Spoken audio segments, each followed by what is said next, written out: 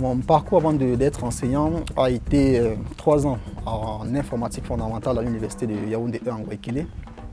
Ensuite 3 ans à l'IAI où j'ai fait la filière génie logiciel. Et par après 2 ans à l'université des IREM Dijon en France où j'ai fait la filière système, sécurité des systèmes numériques et où j'ai obtenu, n'est-ce pas, ce statut d'expertise en sécurité des systèmes numériques.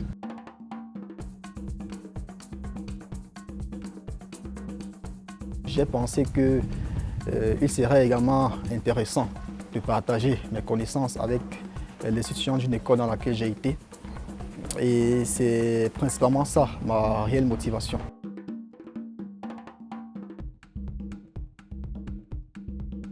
L'intégration s'est faite par un appel à candidature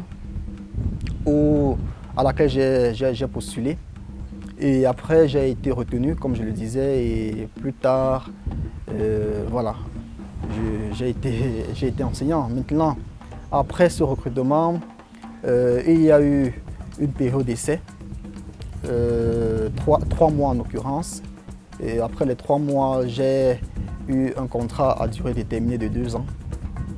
Et plus tard, après ces 2 années, j'ai obtenu un contrat à durée indéterminée qui se poursuit jusqu'à aujourd'hui.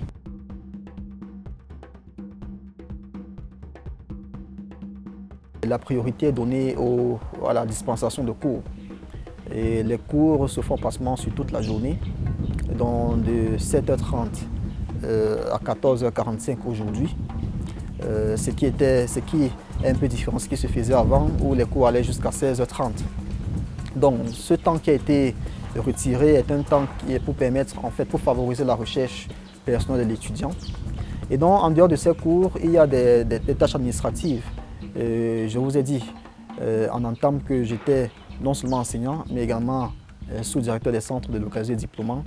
Et donc ce sont les tâches relatives à ce statut-là qui nous occupent jusqu'à une certaine heure de la journée.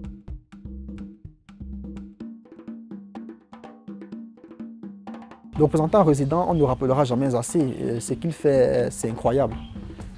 Avec aujourd'hui toutes ces rénovations dont on a parlé, à savoir si on s'attarde sur le plan technique, l'IAI aujourd'hui peut permettre d'obtenir des certifications Cisco, des certifications Huawei.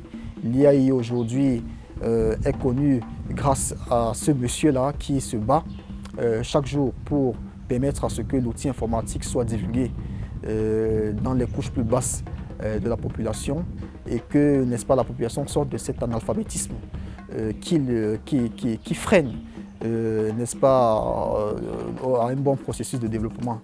Donc le message que j'ai à passer aux représentants résidents, c'est vraiment de ne pas s'arrêter. C'est déjà c'est quelque chose qu'il faut continuer. Et on est en si bon chemin, il ne faudrait pas du tout se décourager.